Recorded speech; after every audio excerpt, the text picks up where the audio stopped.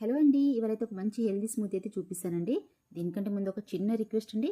మీరు కనుక first time నా ఛానల్ని చూస్తున్నట్లయితే ప్లీజ్ సబ్స్క్రైబ్ చేయడం మర్చిపోవద్దు. అదేవిధంగా మీ ఫ్రెండ్స్ అండ్ ఫ్యామిలీ మెంబర్స్కి షేర్ చేయండి, లైక్ చేయండి.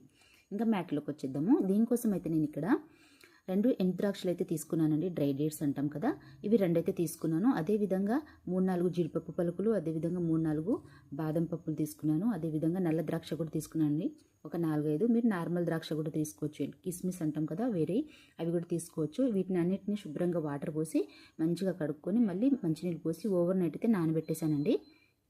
ఇలా నానబెట్టుకున్న తర్వాత మార్నింగ్ అయితే మిక్సీ జార్లో ఈ విధంగా అయితే బాదం పప్పుకి పైన ఉన్న పీల్ అయితే తీసేసి వేసాను.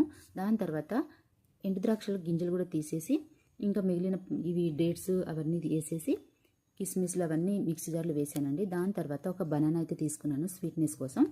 అదేవిధంగా కొంచెం ఒక 4-5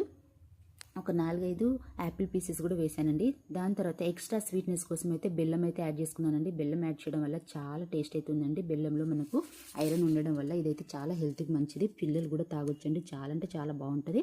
దాని తర్వాత స్మూత్గా ఇలా మిక్సీ పట్టుకోవాలి. దాని తర్వాత మనం కాచి చల్లార్చిన పాలు కూడా ఎక్స్ట్రా యాడ్ చేసేసి ఇంకా ఐస్ క్యూబ్ కూడా యాడ్ చేసుకోవాలండి. చాలా అంటే చాలా చల్లగా బాగుంటుంది. గార్నిషింగ్ అయితే నేనైతే వాటర్ మిలన్ సీడ్స్ అయితే యాడ్ చేశానండి పైనుంచి. చాలా అంటే చాలా బాగుంది. ఇలాంటి రెసిపీస్ కోసం ప్లీజ్ నా ఛానల్ని అయితే సబ్స్క్రైబ్ చేయడం మర్చిపోద్దు. Thank you.